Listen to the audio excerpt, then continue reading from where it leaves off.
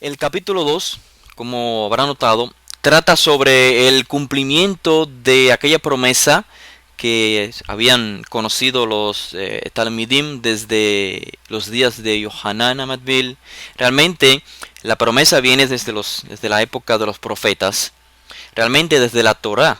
La única diferencia entre la Torá y los profetas en referencia a esta promesa de Ruach HaKodesh, del recibimiento de Ruach HaKodesh, es que en la Torá no es tan explícita, sino que son los profetas en tiempos posteriores en Israel donde clarifican un poco más aquellas primeras profecías transmitidas por Moshe, y se especifica un poco más que los hijos de Israel llegará el momento en que recibirán Ruach HaKodesh, la inspiración divina, la fuerza, el poder de Hashem para poder acercarse más a Hashem, o sea, obrar de acuerdo a su voluntad. Esto lo dicen claramente los profetas, y en este sentido es que Yohanan Hamadvil habla de esta promesa, y lo mismo realiza Yehoshua a sus discípulos, y luego sus discípulos lo transmiten a los oyentes. Y por supuesto, este recibimiento de Ruach HaKodesh se desarrolla en un contexto de la restauración del reino de Israel, o en tiempos modernos pudiéramos decir la restauración del pueblo de Israel, del país, de la tierra de Israel, que juntamente su restauración trae bendición, trae beneficio para el resto de la humanidad. Y este es un tema que no vamos a volver a tratarlo, ya que lo mencionamos y lo elaboramos, lo tratamos con mucho detenimiento en la clase previa. Así que aquellos que no estuvieron presentes en la clase previa, y les animo que escuchen el audio en relación al tema de Ruach HaKodesh. Así que recapitulando, sección 2 o capítulo 2 del libro Hechos de los Shiluchim trata precisamente sobre el cumplimiento de esta promesa, que más adelante vamos a especificar un poco más en cómo se cumplió en estos días. Cómo esto tomó lugar en la convocación de Shavuot, es lo que específicamente el autor va a narrar en Jerusalén, donde se encontraban gran multitud de judíos procedientes de diferentes países en el Imperio Romano. Seguido a esto, podemos leer cómo el autor transmite un discurso que fue dicho por Shimon Kefa, uno de los líderes más destacados de entre los discípulos de Josué, y narra también el autor la respuesta de la mayoría del pueblo en referencia al discurso de Shimon Kefa. Algunos responden positivamente, otros negativamente. El capítulo 2 entonces concluirá informándonos del crecimiento de la comunidad de los discípulos del Mashiach en la ciudad de Jerusalén. Vamos a comenzar entonces, comenzando desde el versículo 1, así iremos mencionando los textos o los versos más destacados que podamos hallar en este capítulo 2, y por supuesto al final abrimos un tiempo para las preguntas sobre aquellos temas que no tratamos, que no cubrimos, o aquel tema que cubrimos y no les quedó muy claro. Bien, como pueden ver en sus notas, quiero hacer un notar a partir desde el primer verso del capítulo 2. Y siempre les repito que estos capítulos o este texto en realidad está dividido en capítulos y versos o versículos por el bien del lector, para que estemos sincronizados en el texto, pero no por ello significa que esta separación fue obra original del autor, sino que está hecho por el bien de los lectores. Bien, el primer versículo dice, comienza diciendo: al cumplirse el día 50, estaban todos unánimes juntos. Esto es, estaban los discípulos juntos. Este día 50 hace referencia a la celebración de Shavuot. Que Shavuot, como ustedes sabrán, junto a Pesach y Sukkot, forma una de las tres convocaciones identificadas por Israel como Shalosh Regalim. Shalosh Regalim hace referencia a las tres convocaciones de peregrinaje, o sea, de subida a Jerusalén. El nombre que encontramos en español, Pentecostés, realmente procede del idioma griego. El texto, o sea, la palabra en griego es idéntica a la que encontramos en español, en los textos en español, Pentecostés. Realmente la palabra o este término griego significa literalmente 50. Esto deriva del texto en Vaikra, capítulo 23, donde dice la Torá, Tisperu Hamishim Yom, contarás 50 días. Esto es, en base, por supuesto, repito, a la fiesta de Shavuot, donde se contaban 7 semanas completas después del primer Shabbat, después del Shabbat que continuó después de Pesach. Se cuentan 7 semanas y un día más es entonces el día 50. La Torá realmente usa ambos términos, como dije, Hamishim Yom, el día 50, o Shavuot. Shavuot es el plural de la palabra hebrea Shavua, semana, o sea, Shavuot literalmente es semanas. Esta convocación y también lleva varios nombres, ¿no? En la tradición de Israel, en la Torá, se identifica con varios nombres. Uno de ellos es Hag HaKatzir, esto es la fiesta de la cosecha. Tiene un sentido agrícola, por supuesto. También se conoce por el nombre de Hag HaBikurim, la fiesta de Bikurim, o sea, de los primeros frutos. ¿Por qué? Porque eran llevados al Mishkan, al tabernáculo, ya sea en Jerusalén, eran llevados al Bet HaMikdash, al templo. Pero además de ese significado, que podemos decir significado agrícola, que por supuesto no significa que no sea un significado espiritual. ¿Por qué? Porque todo lo que vemos en el mundo físico realmente nos envía un mensaje espiritual. Shavuot también está relacionado con esa cosecha que recogemos no solamente en el mundo físico, sino en el mundo espiritual. Pero además de eso, Shavuot fue percibida también siguiendo un orden cronológico de la narración del texto de la Torá. Shavuot se conectó con el acontecimiento de Matan Torah, o sea, la entrega de la Torá en Sinaí. De manera que para comprender el mensaje del autor en este segundo capítulo de su tratado, debemos de comprender todo el significado alrededor de Shavuot para poder comprender cada detalle, cada expresión que el autor nos quiere enviar. Lo primero que quiero que veamos está en el libro de Shemot, en el capítulo 19, Shemot de Éxodos, el verso 16 en adelante. Repito, conectando Shavuot con la conmemoración de Matan Torah, de la entrega de la Torah. Esto fue en relación a la entrega de la Torah. Shemot dice: aconteció que al tercer día, cuando llegó la mañana, hubo truenos, relámpagos y una densa nube sobre el monte, y un fuerte sonido como de trompeta. Tembló todo el pueblo que estaba en el campamento. Y todo el monte Sinaí humeaba, porque el Eterno había descendido sobre él en fuego. El humo subía como el humo de un horno, y todo el monte se estremecía con violencia. Y el verso 19 finaliza diciendo: el sonido de la trompeta aumentaba más y más.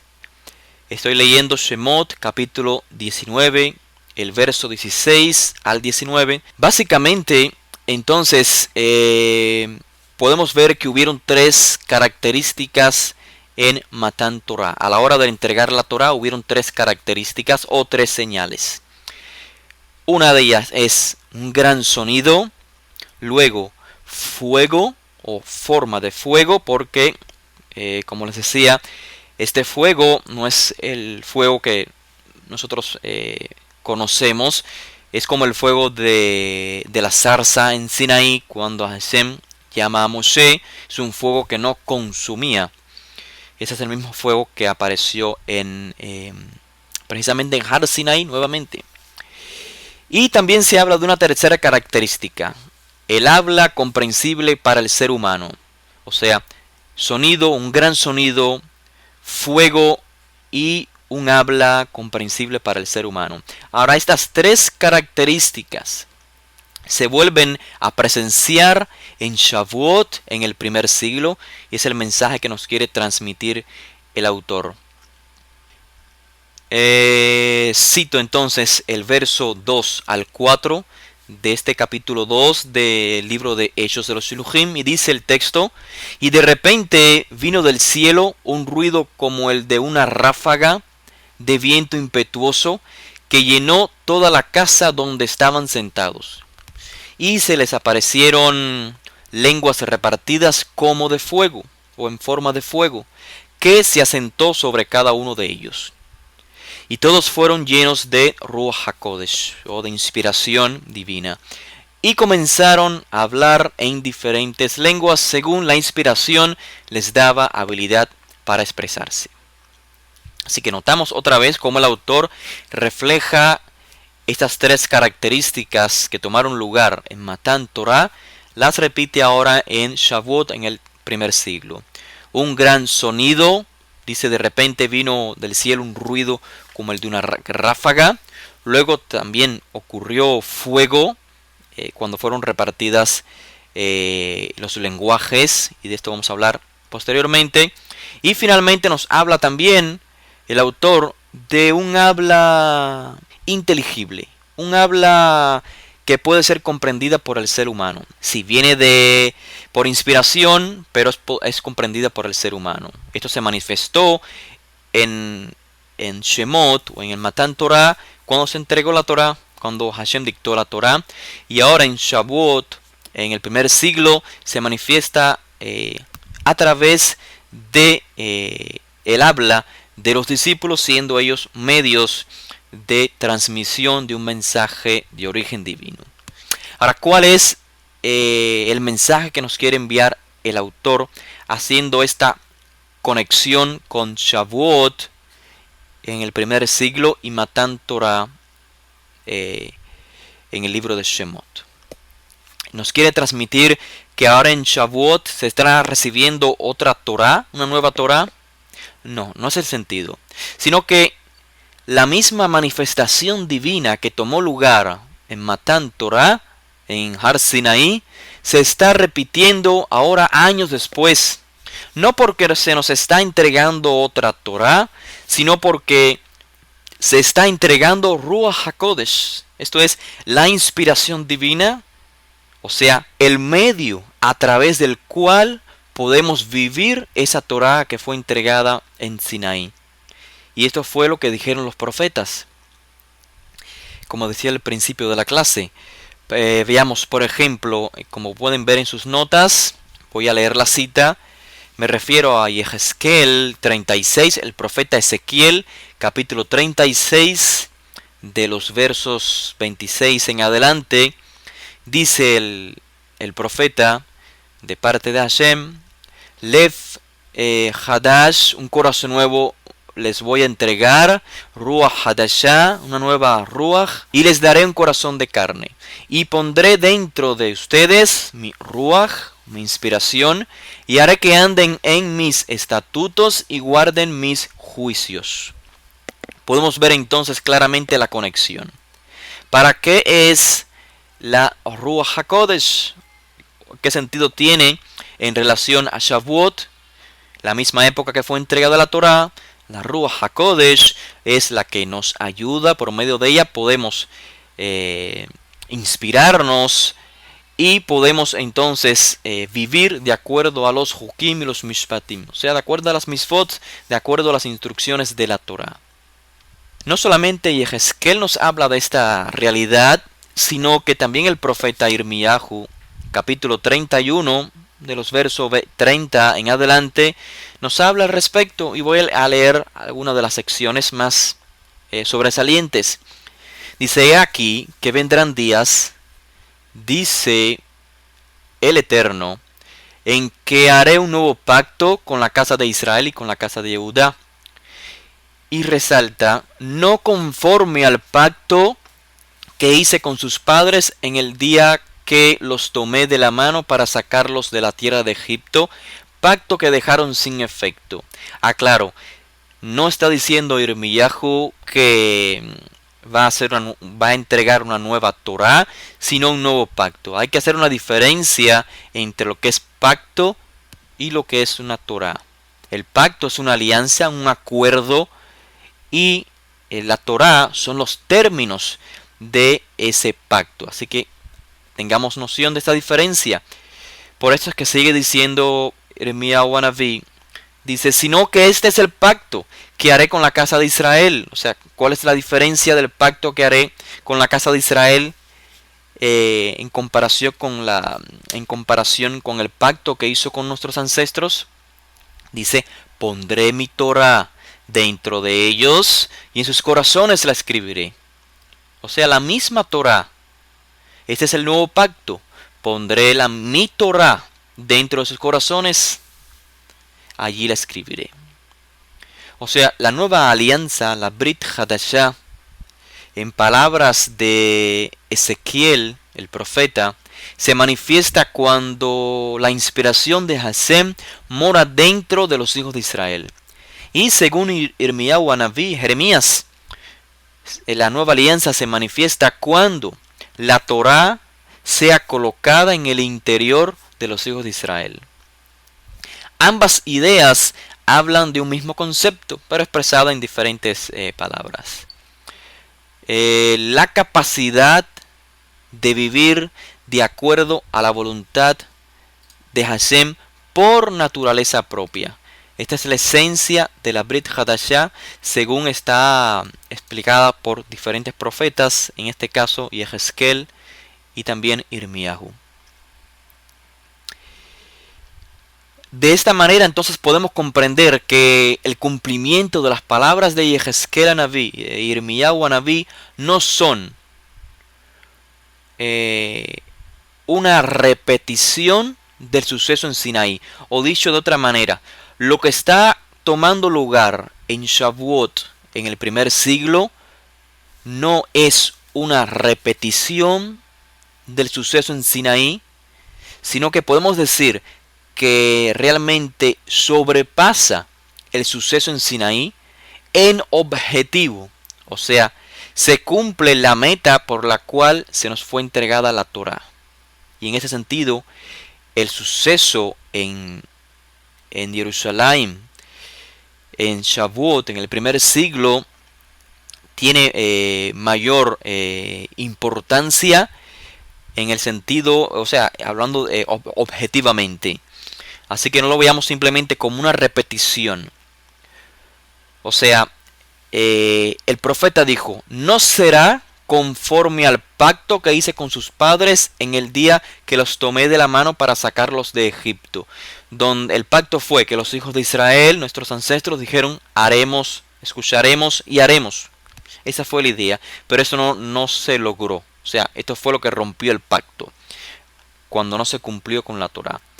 Y es por esto que sigue diciendo el profeta, sino que el nuevo pacto es en que Hashem pondrá su Torah dentro de los corazones, dentro de los hijos de Israel, y la escribirá en sus corazones. En este sentido es que el suceso en Jerusalén, en el primer siglo, en Shavuot, tiene más relevancia en comparación al recibimiento a Matan Torah. Porque aun cuando falte la Torah, la inspiración de Hashem nos ayudará para poder cumplir con su voluntad. Leo entonces a partir del el verso 4 al 6 del segundo capítulo de Hechos de los Shilujim. Dice el texto: y todos fueron llenos de Ruach HaKodesh, de inspiración divina, y comenzaron a hablar en diferentes lenguas, según la inspiración divina les daba habilidad para expresarse. Verso 5 dice: y habían judíos que moraban en Jerusalén, hombres piadosos, procedentes de todas las naciones bajo el cielo. Recuerden que este es Shavuot, una de las tres celebraciones o convocaciones en las cuales se hace el peregrinaje, o sea, se sube a Jerusalén, y por esta razón todos están agrupados en Jerusalén. El verso 6 dice: y al producirse este ruido, la multitud se juntó, o sea, fueron a ver qué pasaba, y quedó confusa porque cada uno les oía hablar a los talmidim de Yoshua en su propia lengua.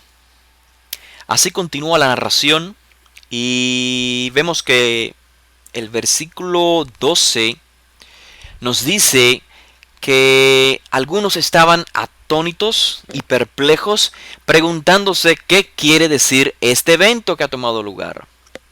Mientras leemos también que otros se burlaban diciendo o pensando que en realidad los talmidim de Yoshua estaban embriagados. Bien, desde el versículo 7 hasta el 11 debemos notar que se mencionan una serie de lugares, una serie de países, tierras, que en aquel momento se encontraban bajo el Imperio Romano, de las cuales vinieron a Jerusalén para festejar Shavuot muchos Yehudim y muchos judíos y muchos Gerim. Los Gerim, recuerden que dijimos en la clase previa, son los temerosos entre las naciones, o sea, personas que no son descendientes físicamente de Israel, pero se han unido al pueblo de Israel, con el objetivo finalmente de compartir las responsabilidades de ser una nación luz, una nación modelo al resto de las demás. Así que estaban agrupados en Shavuot todos estos Yehudim y Gerim de diferentes países. Si esta información la tenemos presente, entonces vamos a poder comprender el por qué los discípulos comenzaron a hablar en diferentes lenguajes o en diferentes idiomas. Por supuesto, por medio de la influencia divina, por medio de Ruach HaKodesh. Es decir, la razón por la que comenzaron a hablar en diferentes lenguajes o idiomas es para poder transmitir un mensaje que fuera recibido por aquellos que no hablaban el hebreo, por los judíos asimilados o los judíos que nacieron en otros países, o también por los Gerim. Y además, si a este contexto que acabamos de comprender le añadimos el contexto de Shavuot, o sea, Matan Torah, Shavuot es una conmemoración del recibimiento de la Torah, yo creo que comprenderíamos aún mejor el por qué se hablaron en diferentes idiomas. Y esto lo tienen en sus notas, cuando en la Torah se narra el evento de Matan Torah, del recibimiento de la Torah, o mejor dicho, de la entrega de la Torah, en Shemot 19:16, dice el texto: y aconteció que al tercer día, cuando llegó la mañana, hubo truenos, pero realmente el texto hebreo dice que hubieron kolot, o sea, hubieron voces. Es traducido comúnmente al español como truenos. Pero como pueden ver en sus notas, cuando más adelante leemos en el libro de Devarim, el capítulo 5 y el verso 19, donde Moshe vuelve a hacer mención de este suceso, dice Moshe: estas palabras habló el Eterno, o sea, los 10 códigos, las misvot, esas palabras habló el Eterno a toda vuestra congregación en el monte, de en medio del fuego, de la nube y de la oscuridad, a gran voz. Y esto que traducimos como gran voz, realmente se usa el término kol. Como podemos notar claramente, mientras que en Shemot se usa el término kol, o sea, voz en singular, en Devarim leímos que se usa el plural, o sea, kolot, voces. Y es en base a esta evidencia en el texto que los sabios de la Torá, en lugar de ver una contradicción en los textos, ven mejor un complemento. Entonces ellos enseñaron al estilo del Midrash que en realidad Hashem habló con una sola voz, por eso dice el texto kol, pero que a la vez esa voz en singular fue percibida en plural, como kolot, como muchas voces. Pues dicen los sabios en el Midrash que la voz fue dividida en todos los lenguajes posibles habidos en la tierra. Los lenguajes son simbolizados en 70 idiomas, 70 lenguajes. O sea, de manera que todo aquel que quisiera pudiera escuchar también la Torá, en cualquier idioma que fuese. Ahora, teniendo entonces presente esto, o sea, teniendo presente que los discípulos hablaron en varios idiomas por influencia divina, no solo porque vinieron hijos de Israel de diferentes lugares, de diferentes países, sino también porque se estaba conmemorando Shavuot, donde Hashem expresó la Torá, Bekolot, o sea, con diferentes voces, que podemos decir con diferentes idiomas, se hace entonces más claro el mensaje original del autor. Porque específicamente en Shavuot es donde el autor nos dice que los discípulos de Rabbi Joshua reciben esta capacidad de hablar en otros idiomas. Ahora, la idea, es lo que quiero hacer énfasis, la idea de que el ser humano puede tener la capacidad de hablar en diferentes idiomas, obviamente, por influencia divina, por inspiración divina, no es algo nuevo que ocurrió en Shavuot, no es algo nuevo que ocurrió en ese momento de la historia. Particularmente en la tradición de Israel se enseña que Yosef Atzadik, o Yosef, el hijo de Jacob, tuvo la capacidad de hablar en todos los idiomas que existían en su época, ejemplificados, repito una vez más, en 70 idiomas. Esa explicación sobre la capacidad de Yosef de hablar en 70 idiomas la encontramos como un midrash, una explicación referente a Tehilim, al libro de Salmos, el capítulo 81, donde se habla del establecimiento del toque del shofar en Rosh Hodesh, en el inicio del mes. Esto lo tienen en sus notas.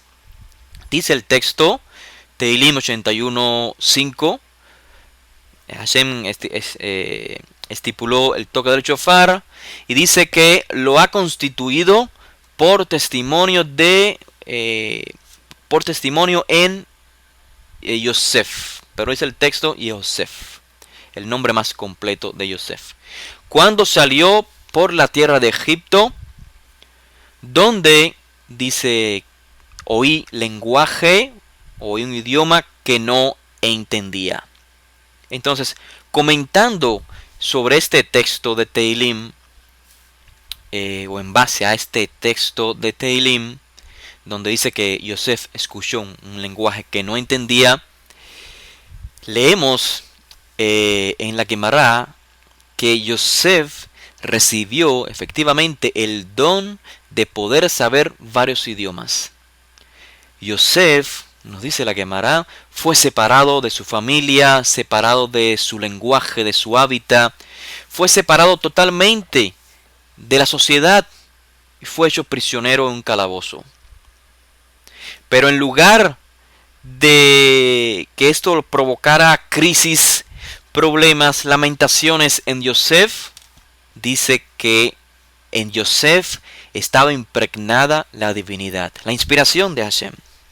Por eso leemos, nos explican que Yosef sale de la cárcel y no solo es capaz de hablar claramente ante el faraón y ante toda aquella muchedumbre, sino que tiene la capacidad, Yosef, de comunicarse, tiene la capacidad de dejarse comprender, dejarse entender en su habla. ¿Cómo sucede esto? ¿Cómo funciona esto?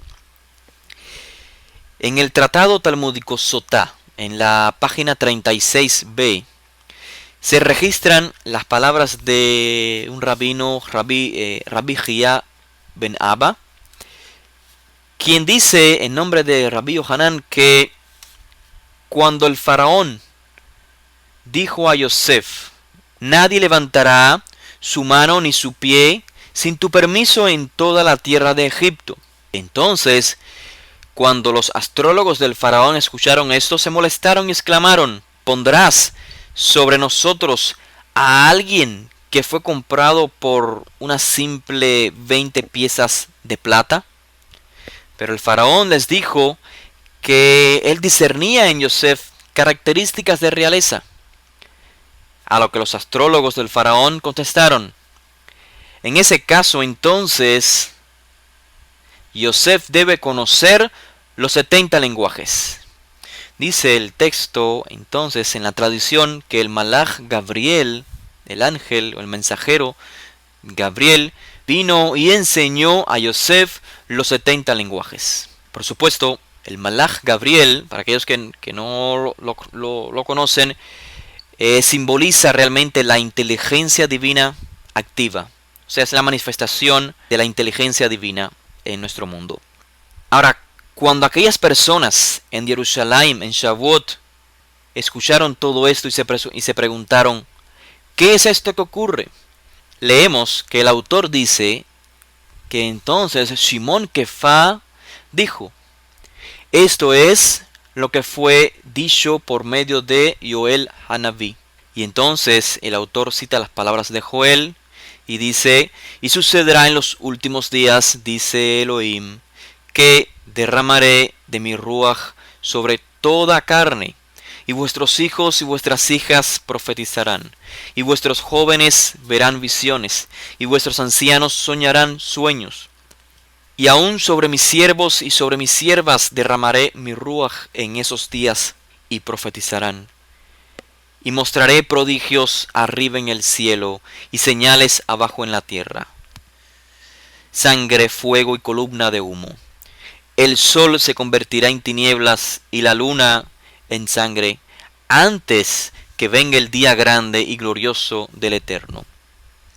Dice el verso 21, y sucederá que todo aquel que invoque el nombre del Eterno será liberado. Así que lo interesante es de esta profecía que cita Shimon Kefa como el cumplimiento, o sea, de lo que está tomando lugar en Shavuot. Podemos ver claramente en la lectura de la profecía que no se menciona la capacidad de poder hablar en lenguas, sino que debemos comprender que el hablar en lenguas, o sea, a tener la capacidad de hablar en otros idiomas, es simplemente una de estas señales de las cuales habla el profeta. Una de las señales que manifestaron la influencia divina, o sea, manifestaron que hijos de Israel habían recibido Ruach HaKodesh. O sea que por influencia divina, los talmidim pudieron hablar en otros idiomas. De hecho, como pueden ver, el texto dice que muchos se decían, ¿cómo es que estos Galileos, o dice literalmente el texto en el verso 7, dice, y atónitos y asombrados decían, miren, ¿no son Galileos estos que nos están hablando? ¿Cómo pues nosotros los escuchamos o los oímos a cada uno en nuestra propia lengua, en la que nacimos? O sea, la aplicación del término Galileos a los discípulos de Josué se debe en base a que los Galileos, a diferencia de los residentes de Judea, era percibido, o sea, los Galileos eran percibidos como personas menos educadas. De hecho, esto está confirmado en el arresto de Josué, donde se identifica a Josué primero como de Nazaret y luego se identifica a Josué como el Galileo.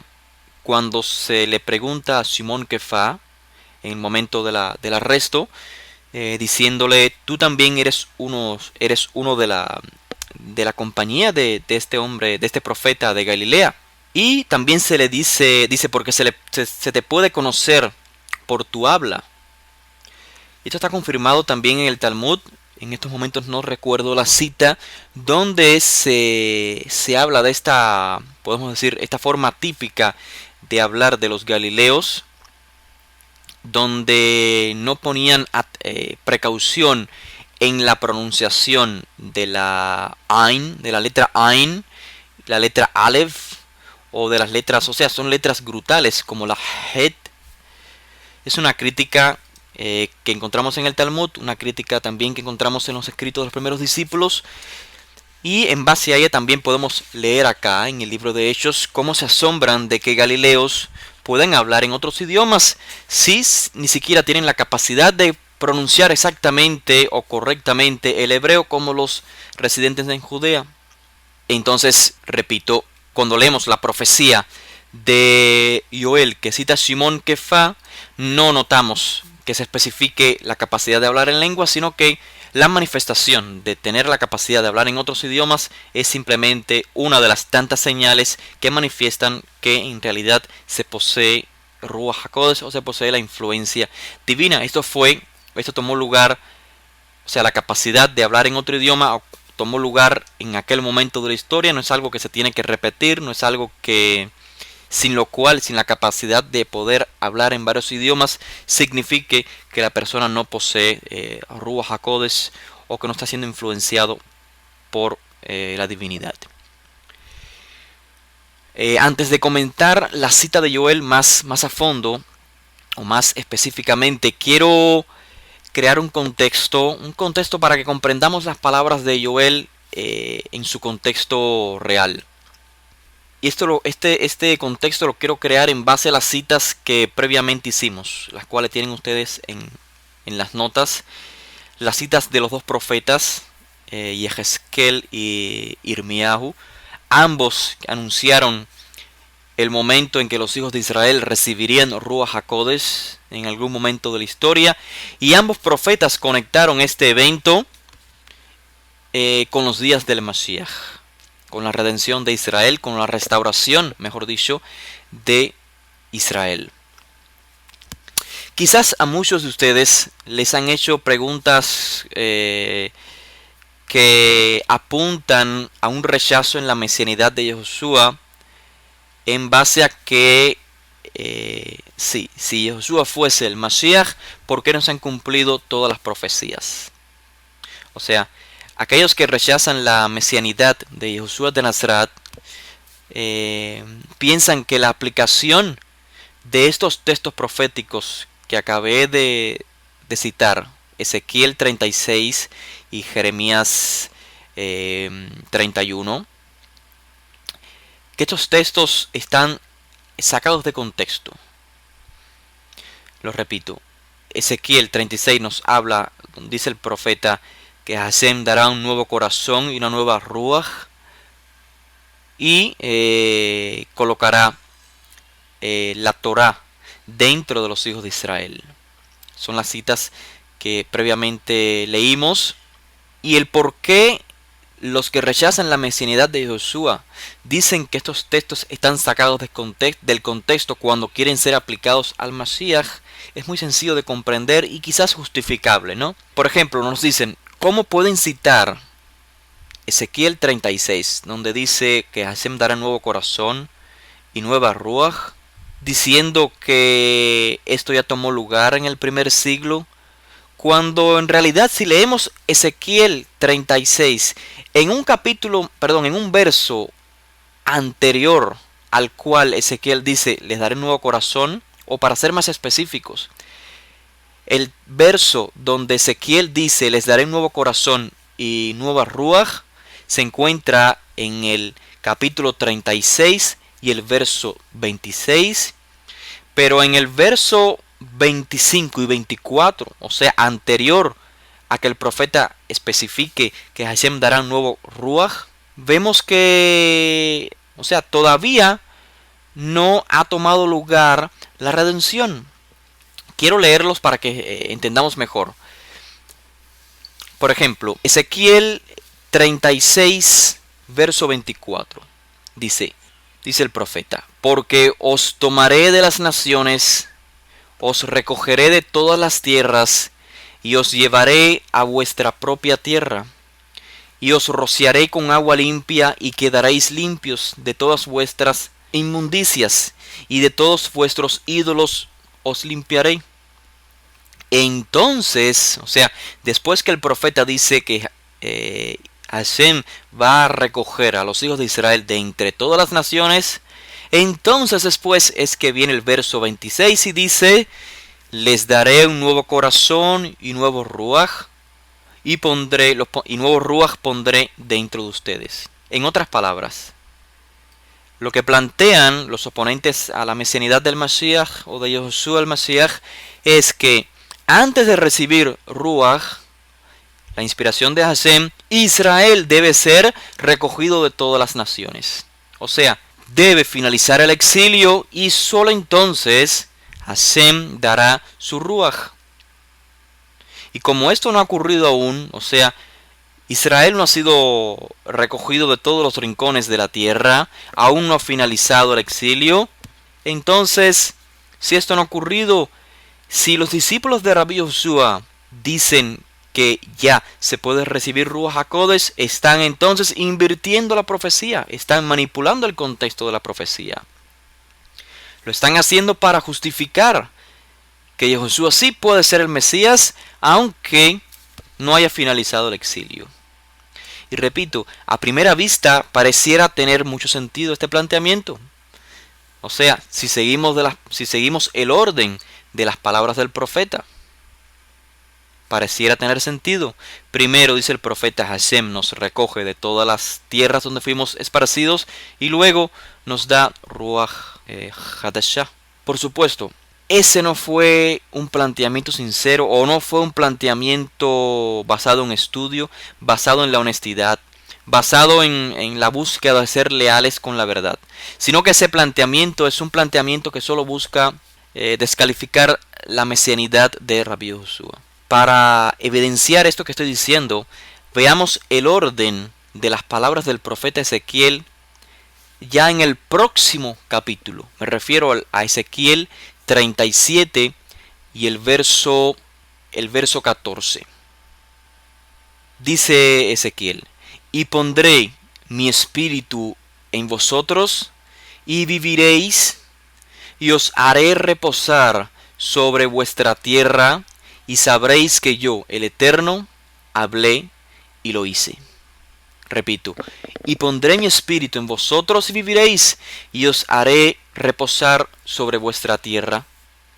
Si seguimos el orden de las palabras en este capítulo 37, vemos que primero el profeta dice que Hashem otorga su ruaj, su inspiración, y luego menciona que reposaremos en Israel, en nuestra tierra. O sea, primero es ruaj, la inspiración, y luego vendrá el fin del exilio. El orden en que se expresa la redención y el recibimiento de Ruach HaKodesh está a la inversa si lo comparamos con el capítulo 36 que leímos previamente. En lo que quiero concluir es en la lógica, en el sentido común, que espero que ustedes también lo puedan comprender así. Ningún profeta especificó qué es lo que el Mesías, como persona elegida, como rey elegido, hará primero y qué hará después. O sea, no existe en el Tanaj una lista en orden numérico ascendente de las exigencias que debe cumplir el Mashiach. Lo que sí leemos en el Tanaj son acontecimientos que tomarán lugar por voluntad de Hashem en algún momento en la historia. No estamos seguros, los profetas no hablan con claridad totalmente, pero nosotros, los estudiantes del Tanaj, aunque lejos del tiempo en que fueron pronunciadas las profecías, sí podemos discernir por razonamiento lógico, por comprensión de los puntos básicos o los principios básicos del Tanaj y de la vida natural. Podemos comprender y podemos razonar qué acontecimientos tomarían o tomarán lugar antes y después. Mirémoslo así, en un ejemplo.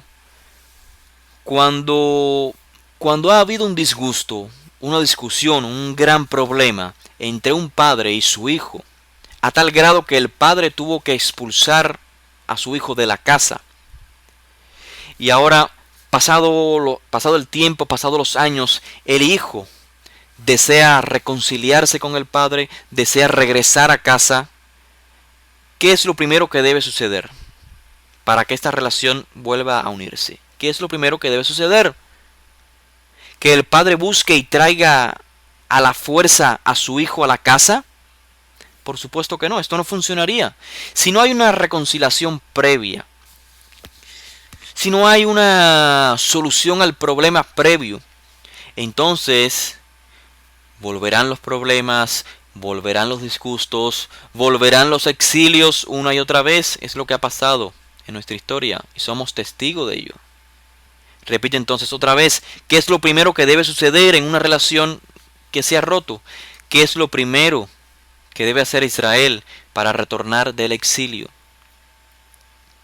No podemos esperar que Hashem nos llame así porque sí, no.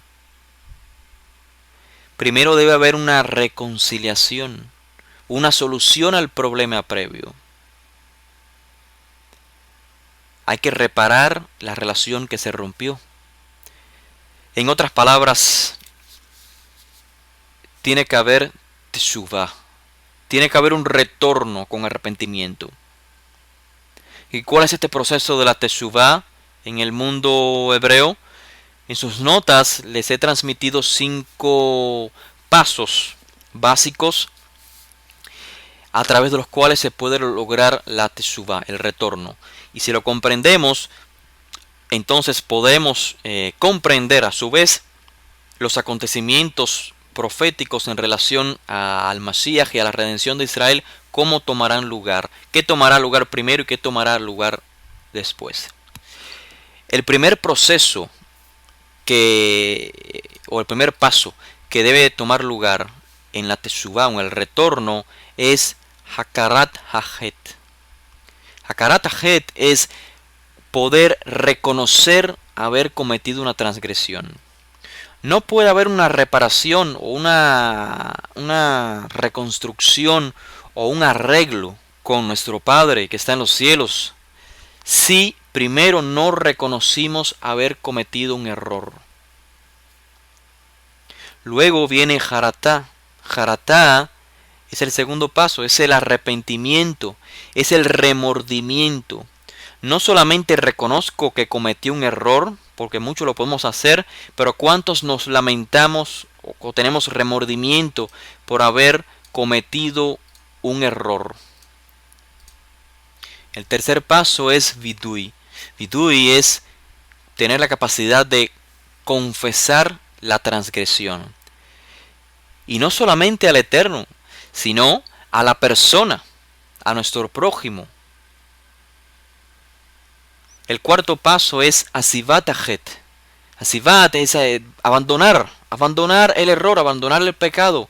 Esto significa no volver a cometer la misma transgresión. Y número 5 es lo que se conoce como peraón. O sea, la restitución, la liquidación. poder enmendar el daño cometido.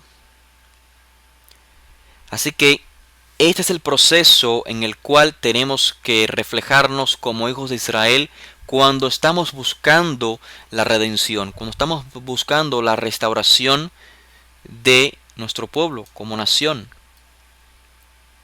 Tenemos que mirarnos en este espejo, reconocer primero haber cometido la transgresión, buscar cuál fue, analizar nuestra vida y saber fue esta y reconocerla.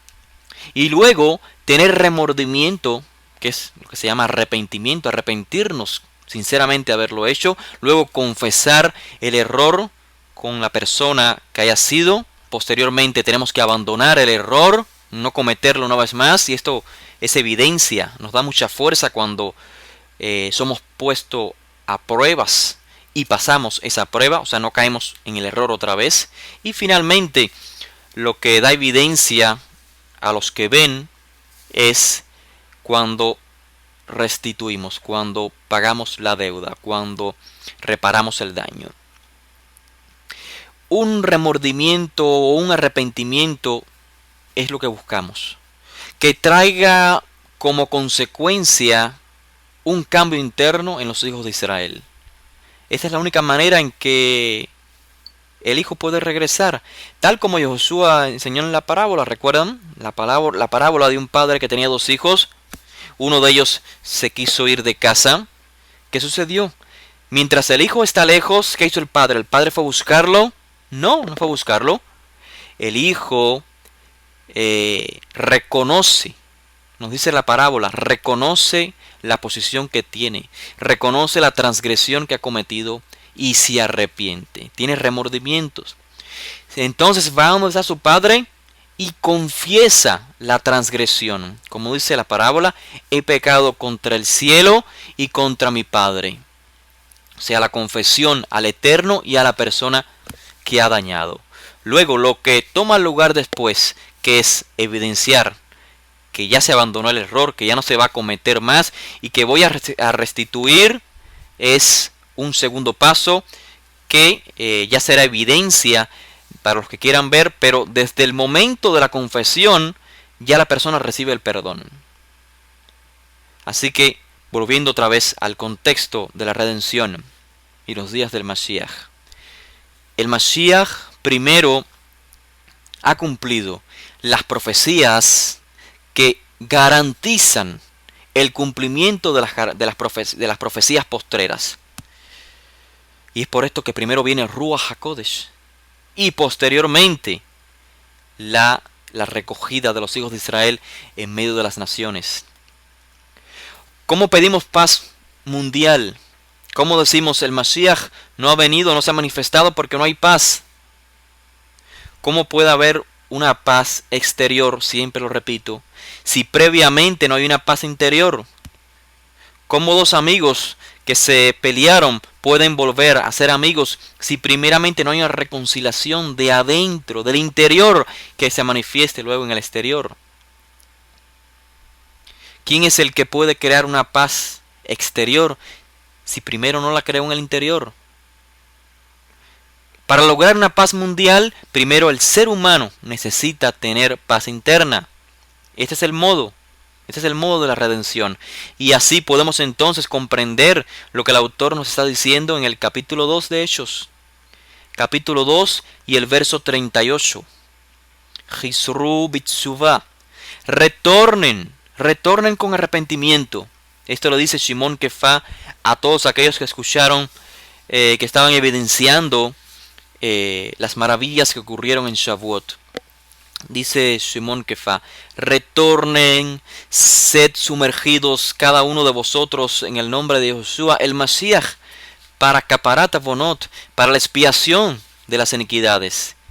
Y entonces, dice, recibirán el don de Ruach HaKodesh. O sea, solamente cuando la persona hace teshuvá, viene la expiación, viene el perdón, se quita el pecado, la iniquidad, y entonces solamente una persona que entra en estado de pureza es la persona que puede recibir Ruach HaKodesh. No puede haber redención si previamente la persona no hace teshuvah, la persona no se arrepiente. Y con el arrepentimiento, consecuentemente, la persona entra en un estado de tahará, de pureza, de conexión con lo divino. Esto es recibimiento de Ruach HaKodesh. Teniendo esto presente, podemos ahora entonces volver a las palabras de Yoel Hanaví, las que el autor Shila pone en boca de Shimon Kefá. Podemos estar seguros de que Shimon Kefá citó a Yoel Hanaví, pero qué sección o qué tantas palabras citó de Yoel Hanaví es lo que no podemos tener certeza. Lo que sí leemos es que el autor Shila omite una de las frases del texto del libro de Joel que él está citando. Y en su lugar, en las que omite, el autor presenta unas otras palabras particulares que las vamos a ver a continuación. Si nosotros vamos al libro de Joel en el capítulo 3, por supuesto siguiendo el formato del texto hebreo de Joel, creo que en el formato de occidental, las palabras de Joel se encuentran en el capítulo 2, en los textos, en los versos 27, creo. Bien, entonces capítulo 3 de Joel, el profeta dice, y después de esto, dice el texto, Vehaya Ahare Gen, y después de esto, o sea, hay un antes y hay un después, sigue diciendo el profeta, derramaré mi espíritu sobre toda carne. Ahora, como pueden notar en el texto de Hechos, el autor dice que Shimon Kefá dijo, en los últimos días derramaré mi ruach sobre toda carne. O sea, notan, el texto de Joel dice, y después de esto derramaré mi ruach, y Shimon Kefá está diciendo, según Shila, en los últimos días derramaré mi ruach. Los últimos días, este término, esta frase que el autor pone en lugar de la frase después de estos días, o después de esto, los últimos días, o en hebreo, Aharit Hayamim, es un término que en los profetas siempre está relacionado con los días del Mashiach. Ahora, ¿cuál es la razón? Obviamente, lo acabamos de ver. Joel, el profeta Joel, en su momento, cuando escribió, está hablando de un futuro lejano. Aharei Gen, o sea, después de esto, ¿después de qué? Si leemos el capítulo 2 de Joel, o sea, si leemos antes de lo que Joel, antes de la profecía de Joel, vamos a ver que claramente Joel está hablando de la Teshuvah. Dice Joel en el capítulo 2, Shuvu adai bechol levavchem, regresen a mí con todo vuestro corazón. Y luego es que leemos entonces en el capítulo 3, Vehaya Haregen, y entonces después de esto derramaré mi ruach sobre toda carne. O sea, claramente, después de esto equivale a después que hagan teshuvah. Ya Shimon Kefá, o Shila, el autor, ve este acontecimiento en su cumplimiento, en sus días.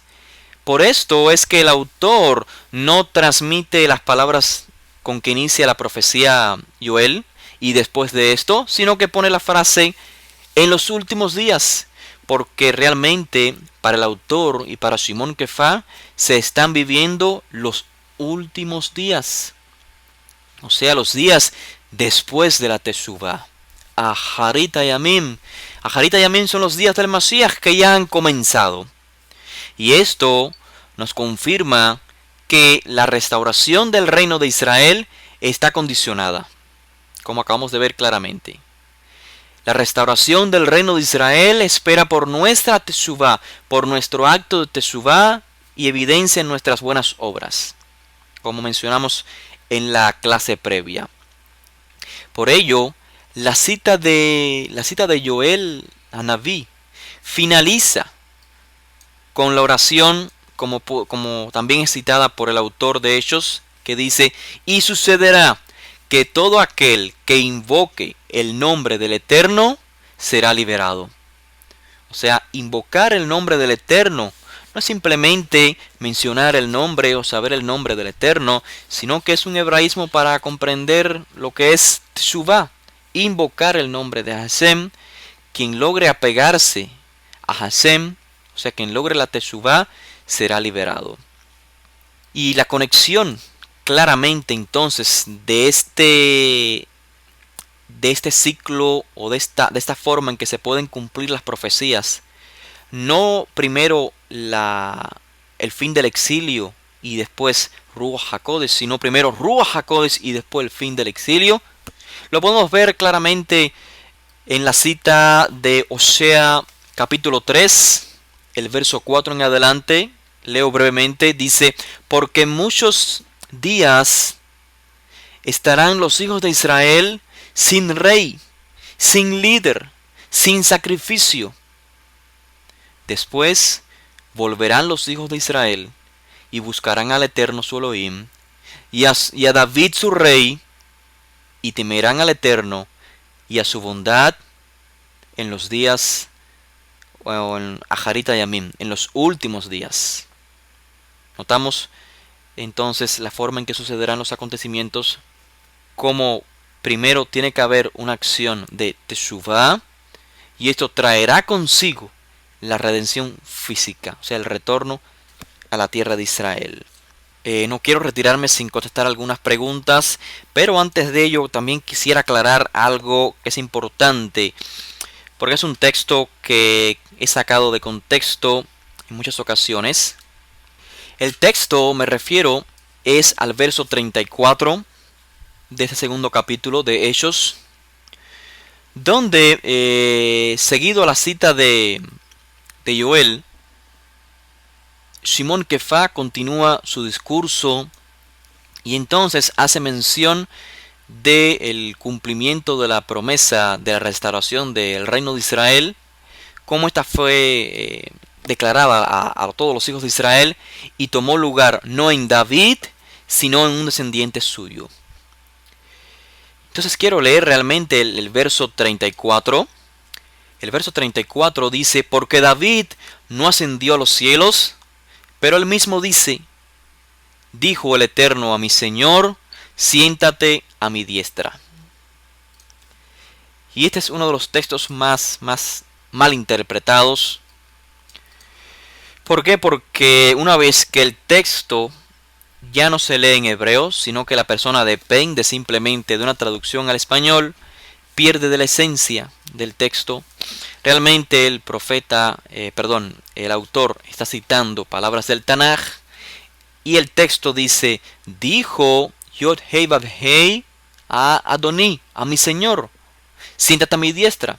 Pero si esta lectura se lee solamente en la traducción común, en el español, que dice: dijo el Señor a mi Señor, entonces no se entiende qué Señor es quién. Y este doble pie, por supuesto, se usa como un refuerzo para plantear la divinidad del Mashiach, pero la realidad es, cuando vamos al texto hebreo, pues queda sin sostén alguno este planteamiento. Estamos ante un dicho donde David dice: dijo el Eterno a mi Señor. Y mi Señor, en este caso acá, alude al Mashiach.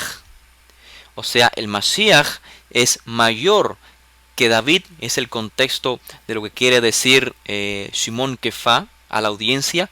Es el mismo contexto cuando Yehoshua cita estas palabras. Cuando él le pregunta a uno de los Prushim, los fariseos, qué significa el texto que dice: dijo el Eterno mi Señor. O sea, ¿cómo el Mashiach es hijo de David si David lo llama Señor? Y la respuesta es que el Mashiach será mayor que David, aunque David sea ancestro o padre del Mashiach. Ahora, esta cita, siéntate a mi diestra, por supuesto, alude al grado de autoridad que tendrá el Mashiach. En varias ocasiones el Mashiach habló de esto, inclusive en el momento en que estaba siendo entrevistado por los principales de los Kohanim, él mencionó que verían al Hijo del Hombre, o sea, el Mashiach, sentado a la diestra de Hashem. Repito, la diestra de Hashem hace referencia al poder, a la autoridad. Y quiero citarles un midrash, un comentario midrashico sobre el libro de Salmos, que Rabbi Yudan dice en nombre de Rabbi Hamá. Rabbi Yudan es realmente vivió en el siglo IV y está citando a Rabbi Hamá, que vivió en el siglo III, o sea, un siglo antes. Y es en referencia a qué significa esto. ¿Qué significa siéntate a mi diestra? O Hashem le dice al Mashiach, siéntate a mi diestra. Y dice, explica entonces Rabbi Yudan en nombre de Rabbi Hamá, que vendrá el tiempo cuando Hashem sentará al rey Mashiach a su diestra. Por eso está dicho, Hashem dijo a mi Señor, siéntate a mi diestra. Y entonces Hashem sentará a Abraham a su izquierda.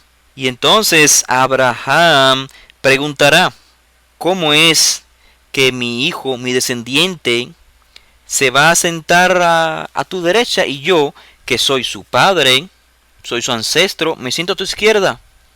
O sea, notamos que está hablando del contexto es autoridad. A lo que Hashem responde, no te preocupes, realmente si el Mashiach está a mi derecha, pero viéndolo también de otro punto de vista, yo estoy a tu diestra, Abraham. O sea, Hashem está a la diestra de Abraham. Así que con esto quiero decirles que se confirma una vez más el sentido de lo que significa a la derecha de la Gevurat Ha'el, a la derecha del poder de Hashem. Estamos hablando de autoridad y no de divinidad.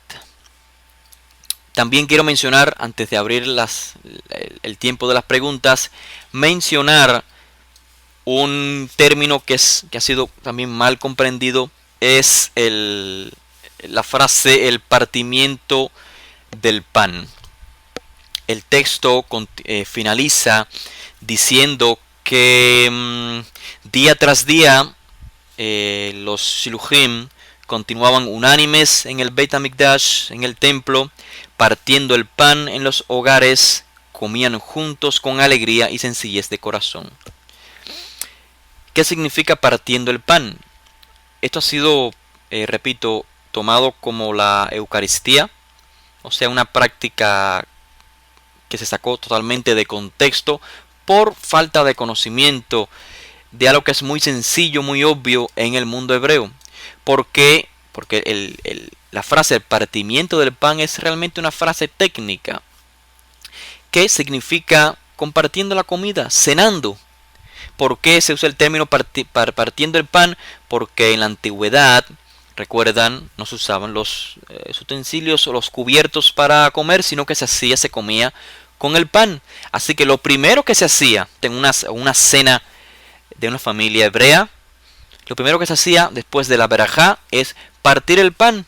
Y entonces la persona que realiza la verajá comparte ese pedazo de pan. Debido a que era algo que se practicaba constantemente, esto inclusive se sigue practicando en el día de hoy. Antes de la cena se tiene un pan, se dice la verajá y se parte el pan. Así que partimiento del pan es una frase técnica y no se trata de un ceremonial particular como la Eucaristía o nada por el estilo.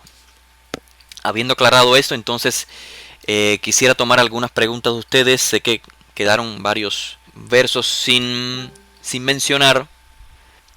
Gracias. Yosef Ben Yaakov nos dice: si la entrega de la Torah en el monte Sinaí es similar a lo que pasó en Shavuot, es porque el Mikdash es sombra del monte Sinaí. Sí, por supuesto, también el Mikdash es sombra del monte Sinaí. Esto lo explicamos detalladamente en el curso Hazara Habaita, de qué manera el Mikdash era una repetición del monte Sinaí. Recuerden que el monte Sinaí tenía como 3 espacios. O sea, abajo estaba el pueblo esperando. En medio de la montaña, recuerden que había humo. y más arriba se encontraba Moshe recibiendo las tablas directamente de la divinidad. O sea, esa nube intermediaria entre Moshe y el pueblo abajo no dejaba que el pueblo pudiera ver a Moshe o la revelación de la divinidad.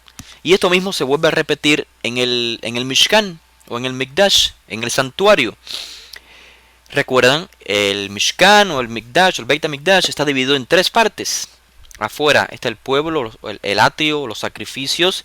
Luego tenemos el incienso, donde existía, recuerdan, el humo agradable.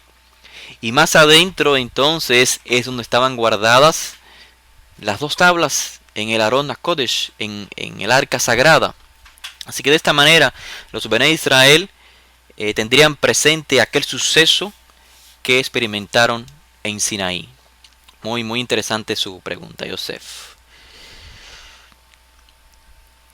Mónica nos pregunta qué significa cuando dijo que el Eterno está a la diestra de Abraham. Ok, sí, perdón. Es un Midrash tratando de explicar. Ok, si Hashem pone al Mashiach a su derecha, o sea, esto es simbólicamente hablando, pone al Mashiach a su derecha y pone a Abraham a su izquierda, tenemos entonces a Hashem en el medio, el Mashiach a la derecha, Abraham a la izquierda. Abraham se queja con Hashem como su hijo, un descendiente de Abraham, se sienta a la derecha de Hashem. No debiera ser Abraham, que es el patriarca, quien se sentara a la derecha de Hashem. Hashem entonces le dice a Abraham que, percibiéndolo de otra manera, Hashem se encuentra a la derecha de Abraham. ¿Se entiende ahora el Midrash, Mónica? O sea, tan importante es Abraham como el Mashiach. Simplemente que el Mashiach es más importante para la restauración de Israel y del resto del mundo que Abraham. Exacto, Kemi. Bien, en Eder, puede hacer usted su pregunta. En Eder nos dice, toda Rabá, Bakasha. Mi pregunta ¿es posible que para este tiempo hayan estas manifestaciones de hablar en lenguas o en otros idiomas? ¿Cómo reconocemos que son parte del Eterno? Pues en los círculos religiosos del cristianismo se escucha hablar en lenguas. Bien, si en los círculos del cristianismo existe se puede decir, un movimiento con el nombre pentecostal, y este movimiento, igual que la mayoría de los movimientos cristianos, tan alejados de la vivencia hebrea, del concepto hebreo, no comprenden el concepto de lo que es hablar en lenguas y pensaron que era hablar en base a una histeria, ¿no?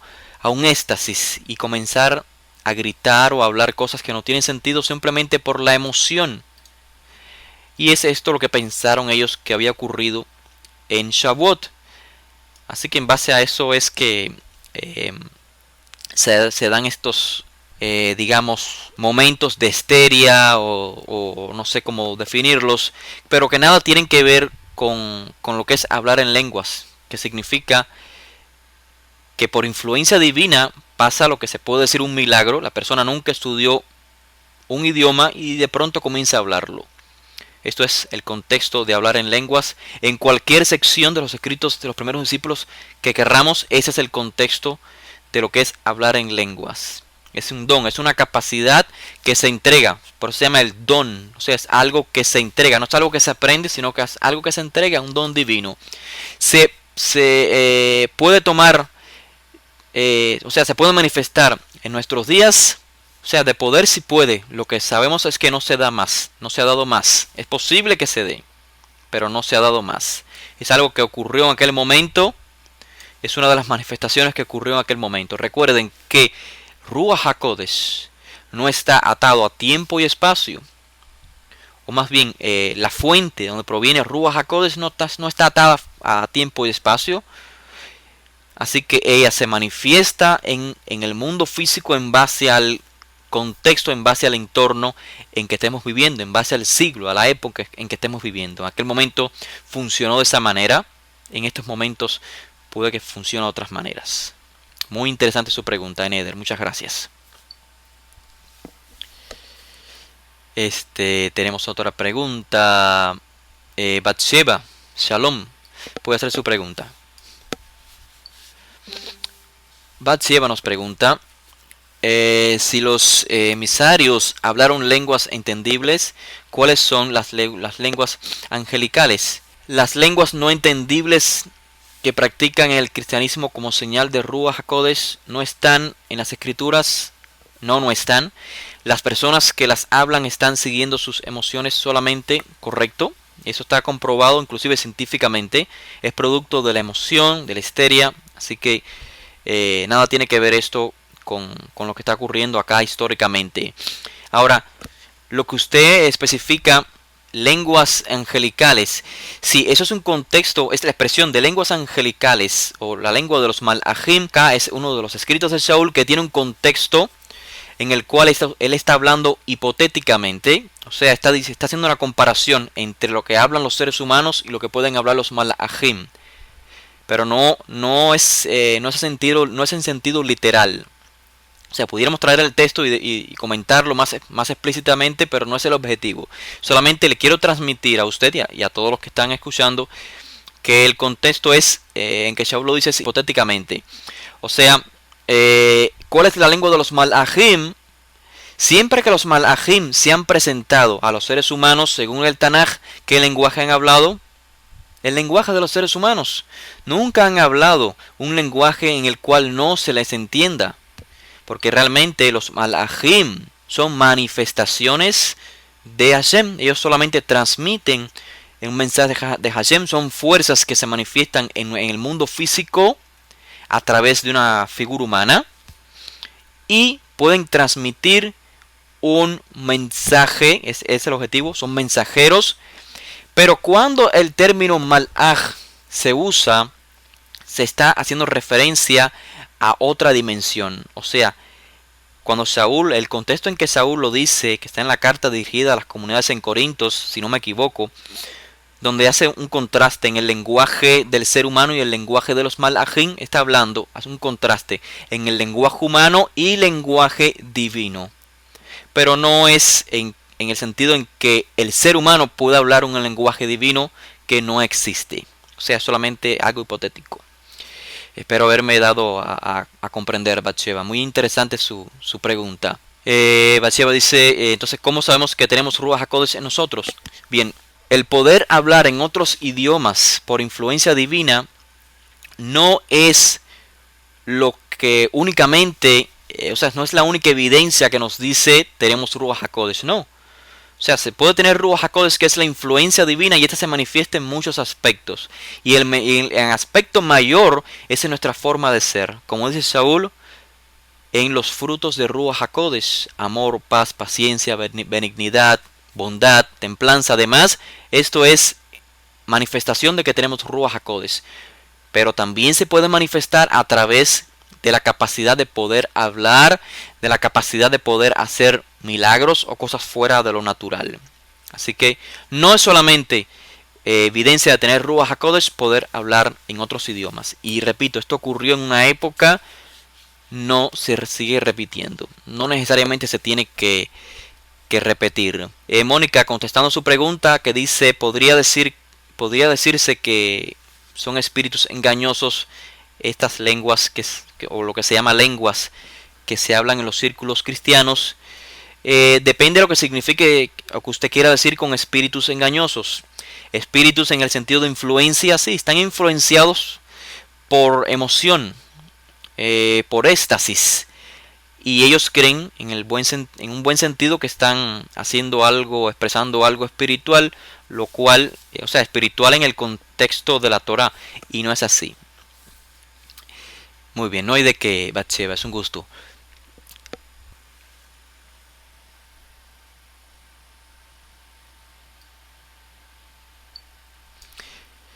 Wensimari nos dice, tenemos dos preguntas. Dice, cuando leemos que el recibimiento de Ruach HaKodesh tiene lugar en Shavuot, en Jerusalén, después de muchos años de haber recibido la Torá en Sinaí. El hecho de haber sido en Jerusalén tiene que ver con que subir a Jerusalén está relacionado con una elevación espiritual.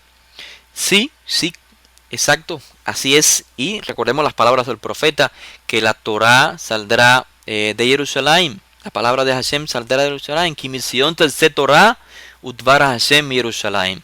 De Sion saldrá la Torá y de Jerusalén la palabra de Hashem. Así que, por supuesto, todo esto tiene que ver.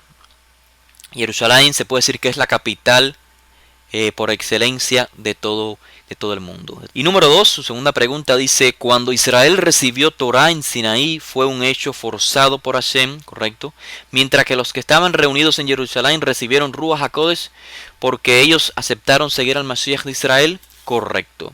Es una buena conclusión la que han hecho ustedes. Así es.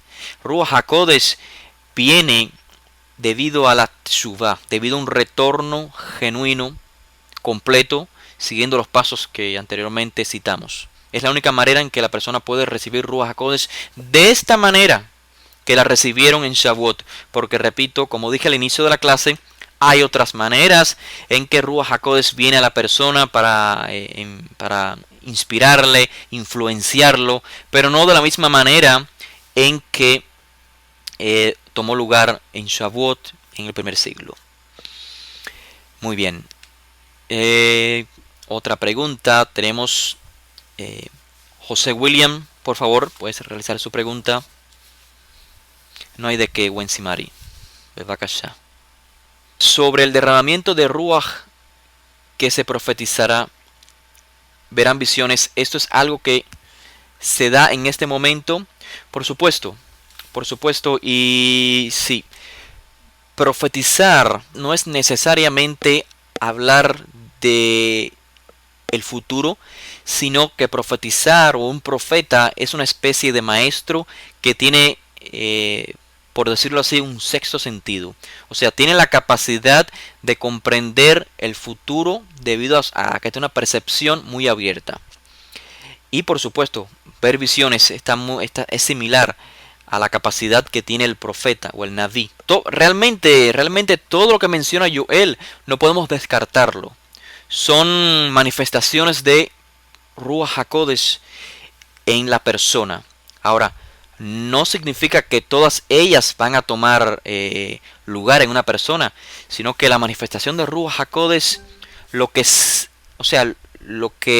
a ver cómo lo explico de mejor manera. Lo que sí sucede cuando la persona está guiado por Ruach HaKodesh es que hay un cambio en su vida. Un cambio en el sentido de que esa persona deja de conducirse erradamente. Esa persona tiene un apego por la Torá, por querer vivir la Torá. Pero todo lo otro demás, o sea, la capacidad de profetizar, la capacidad de poder hablar en lenguas, la capacidad de poder ver visiones, todo esto se manifiesta en la persona que posee Ruach HaKodesh, pero en dependencia de el contexto, en dependencia del entorno, en dependencia de la época, de qué suceda.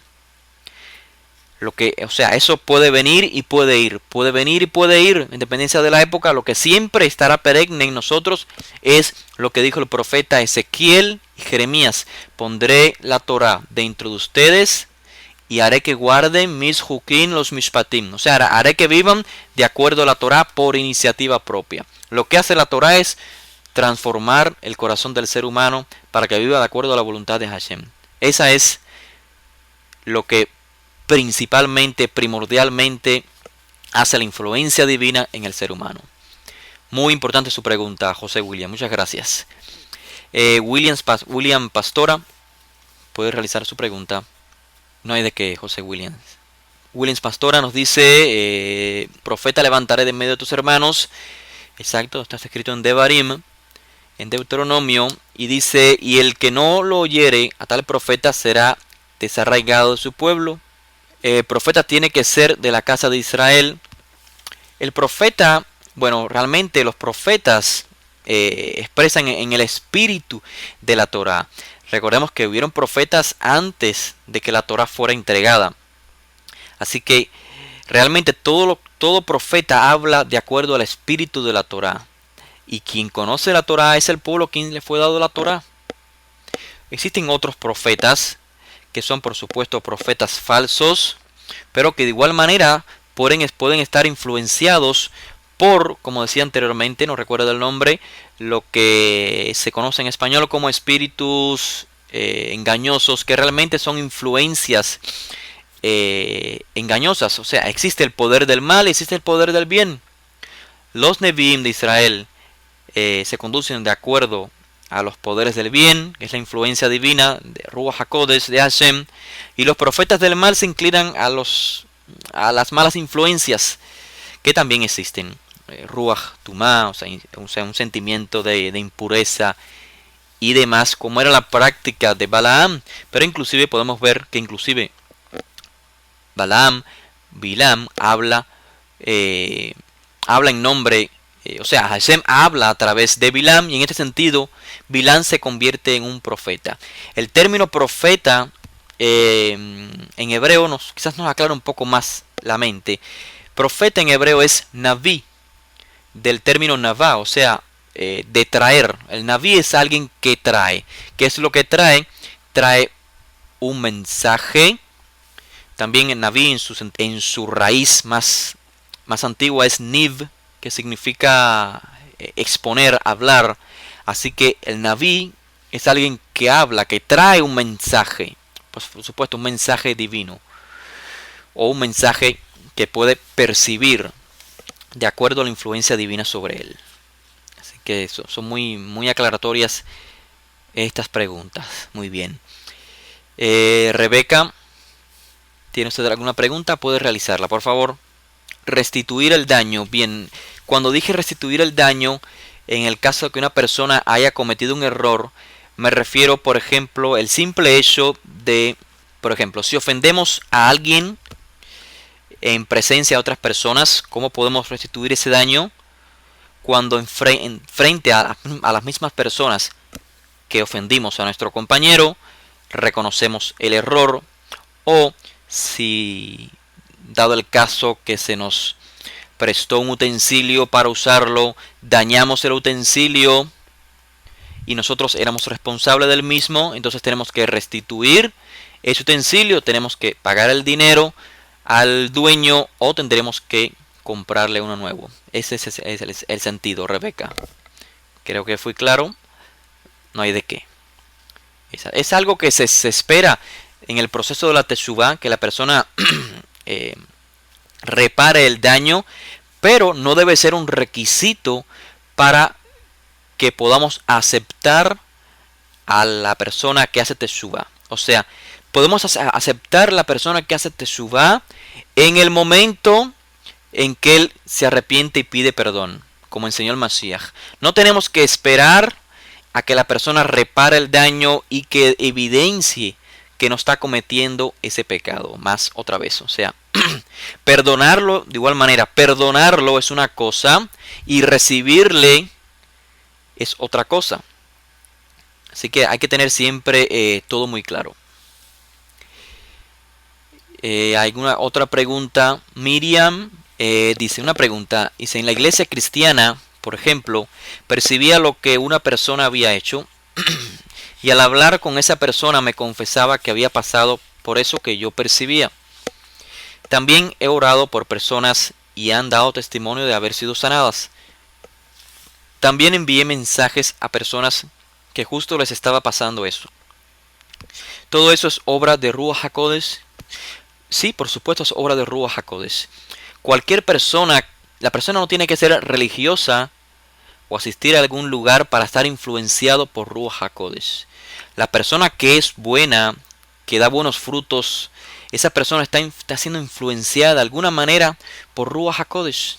Correcto, aún estando en el cristianismo. Recuerden que una cosa es la creencia y otra cosa es la vivencia. Y no solamente en el cristianismo, en cualquier otra religión es posible. Es posible que existan creencias. La persona puede creer que existe un ser supremo, perdón, pero ese ser supremo no lo percibe como nosotros lo percibimos, como lo percibe Israel, pero esa persona es buena, es justa en base a lo que él ha comprendido, y esa persona tiene entonces un pequeño grado de influencia divina, porque esa persona se está acercando a la divinidad bajo sus propios, bajo lo que él conoció que es la verdad. Por supuesto, su capacidad o su recibimiento de Ruach HaKodesh o de influencia divina no es la misma capacidad que puede tener otra persona que está en el camino de la Torá, la persona que conoce la verdad y se conduce en base a la verdad. Así que esto hay que tenerlo muy claro. Una cosa es lo que son las creencias y otra cosa es la vida práctica. Hay personas que pueden creer, que lo pueden saber todo, que pueden haber estudiado, que pueden ser rabinos, que pueden ser pastores, que pueden ser líderes religiosos de cualquier religión, pero cómo obran es esto lo que da pie a que sea influenciado o no por la inspiración divina. Oshia Meir nos dice, yo personalmente he tenido problemas cuando a muchas personas les enseño el tema de las lenguas, pero creo que debemos hacer los 3 pasos de Abraham Avinu, Lej Leja. Correcto. Solo así estaremos liberados de toda influencia religiosa. Es un tema muy sensible. Correcto. Sí, hay que salir de la influencia religiosa. La persona que se cría en la religión cristiana por muchos años, es muy difícil que otra vez lea estos textos de los escritos de los primeros discípulos y los pueda ver o entender desde otro lente o desde otro contexto. ¿Por qué? Porque ya fue adoctrinado. Lo mismo pasa con la Torá. El cristianismo enseña que la Torá, lo que llaman la ley de Moisés, es algo en el pasado, es algo antiguo, es algo que no tiene aplicación en el mundo presente y le cuesta mucho trabajo entonces comprender la Torá. Así que es importante, Lej Leja, salir de los 3 círculos que rodean a cada persona. Muy buena aclaración, Oshia Meir, gracias. Eliel Subero nos pregunta, ¿quiénes pueden recibir Ruach HaKodesh? Es una muy buena pregunta. El Ruach HaKodesh lo puede recibir toda persona que se acerque a la divinidad, por decirlo en términos simples y sencillos. Ahora, hay que tener claro lo que dije previamente, que Ruach HaKodesh es un don que recibimos en diferentes medidas. O sea, como dije, Ruach HaKodesh siempre estuvo presente desde que existieron los seres humanos, pero no se manifestó en un grado tan amplio, o hecho tan visible para el ser humano como en Shavuot, como en el Mashiach. Así que, ¿quién puede recibir Ruach HaKodesh? Cualquier persona con un buen corazón que busque de Hashem, que busque del Creador. Puede recibir una medida de Ruach HaKodesh sin duda alguna. No importa que sea Israel o que no sea descendiente de Israel. Solo que la promesa de recibir Ruach HaKodesh en esta magnitud está dada simplemente a los hijos de Israel, pero esto es por consecuencia del legado de los hijos de Israel, por la posición que tienen los hijos de Israel, su responsabilidad. En ese sentido solamente podemos entender por qué, como dice Shimon Kefa, dice, esta promesa es para ustedes y para sus hijos. Gamliel dice, cuando Pablo dice que el enemigo puede disfrazarse como un ángel de luz y que puede hacer maravillas, lo que realmente está diciendo aquí, ¿qué realmente está diciendo aquí? Está hablando de la conciencia, de la percepción del ser humano. O sea, cuando dice que el enemigo puede disfrazarse como un ángel de luz, significa que Satán, o sea, el Yetzer Hará, la mala inclinación, le puede venir a la mente del ser humano como un malaj.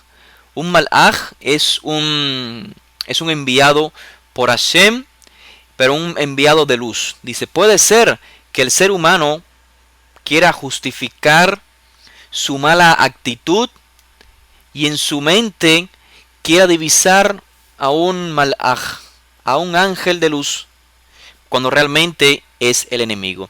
Pero realmente esta deducción, Gamliel, esta deducción la hace el ser humano. Y de esto hablamos en el curso Hazara Habaita, no sé si recordará. Hablamos de la midá nekiut, la cualidad de la limpieza mental. Y es la capacidad eh, que puede alcanzar el ser espiritual de poder discernir qué es bueno y qué es malo. Esto se logra cuando canalizamos todos los deseos a través de la enseñanza de la Torah.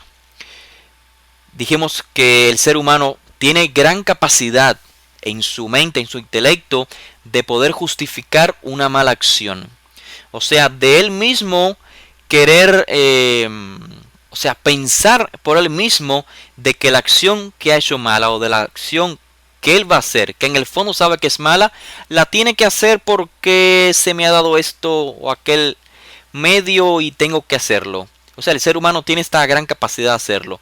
Y tenemos que luchar contra esto, que se llama Nekiyut. Se llama la cualidad de la limpieza mental. De expulsar los malos pensamientos de nuestra mente para que no confundamos el Yetzer Hará con un ángel de luz. Muy buena la pregunta, Gamliel. Gracias. Ben Yosef Ben Yaakov nos dice, Morel, la Torá dice que si un profeta que enseña cosa opuesta a la Torá es un falso profeta y debe ser apedreado. Correcto, no exactamente en esas palabras, no que hable en contra de la Torá, sino que hable cosas en contra de los principios de la Torá, de la esencia de la Torá. Si un profeta dice una cosa y esto no se cumple, por supuesto que sí. Pero fíjense, hay que tener mucho cuidado cómo comprendemos esto. Existen muchas palabras que dijeron los profetas de Israel, las cuales no han tomado lugar. Han hablado los profetas, han dicho muchas profecías y estas no han tomado lugar. ¿Significa esto que son falsos profetas? Por supuesto que no. Hay que entender que los profetas o las profecías están acondicionadas a momentos en la historia. Así que cuando un profeta diga, por ejemplo, que en 10 días lloverá y en 10 días no llueve, efectivamente es un falso profeta. Pero si el profeta dice una profecía y esta profecía está condicionada a un momento de la historia, entonces tenemos que esperar que tome lugar ese momento en la historia para poder verificar si efectivamente la profecía era cierta o falsa. Dice Willins Pastora, ¿será que al despertar el poder aprender hebreo en estos días sea Ruach HaKodesh la que nos inspira a aprender? Puede ser. Realmente Ruach HaKodesh nos ayuda en diferentes áreas de nuestra vida. El poder hablar en lenguas no es aprender el idioma hebreo, sino que el poder hablar en otro idioma era algo que era realmente inusual. O sea, no fue por aprender el idioma que pudieron hablarlo, sino que fue por inspiración divina. O sea, es algo, una señal, porque o sea, no había nada grandioso en poder aprender el hebreo y decir que fue por inspiración. Ahora, lo que sí nos ayuda a Ruach HaKodesh es acercarnos a la Torá. Y acercarse a la Torá, por supuesto, incluye acercarse al idioma hebreo, que es el idioma de la Torá, el idioma sagrado. Por supuesto que sí. Ese deseo que muchos tienen por aprender el idioma hebreo, por supuesto, que es puesto por inspiración divina en el ser humano. Muy bien. Bueno, han sido muchas preguntas y muy importantes todas ellas. Nos ayudan siempre a exponer un poco más, a aclarar un poco más los conceptos. Muy bien, entonces gracias por sus bendiciones a todos. Gracias por los emails que me enviaron agradeciendo por la primera clase y deseando la bendición a mí y a mi familia. Yo les agradezco con sinceridad y acojo cada una de sus bendiciones y de sus buenos deseos para mi persona. Y lo mismo 10 veces más le deseo a cada uno de ustedes que ponen tanto énfasis, tanto ímpetu, tanto esmero en dedicar tiempo al estudio de la Torah y a temas relacionados con la Torah. Así que sin más, estaremos en contacto hasta la próxima clase. Estaremos estudiando el capítulo 3, tan interesante como este capítulo. Muchas gracias por su presencia.